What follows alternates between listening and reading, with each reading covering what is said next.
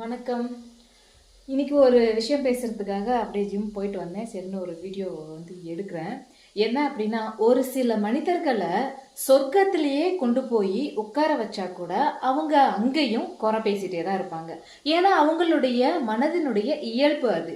எந்த சூழ்நிலையா இருந்தாலும் நமக்கு அது ஓகே அப்படின்னு நமக்கு தகுந்த மாதிரி மாத்திக்க முயற்சி பண்ணணும். ஒரு அளவுக்கு மேல நம்ம ஏமாற்றப்படுறோம், இந்த இடத்துல இருந்தா நம்மளுடைய தனித்துவமே தொலைஞ்சு போயிரும் அப்படின்னு நம்ம ஃபீல் பண்றப்ப அந்த இடத்த விட்டு வெளியே வந்துடணுமே தவிர அந்த இடத்த பத்தி குறை பேசக்கூடாது. நான் இது வரைக்கும் யாரை பத்தி குறை பேசுறதே கிடையாது.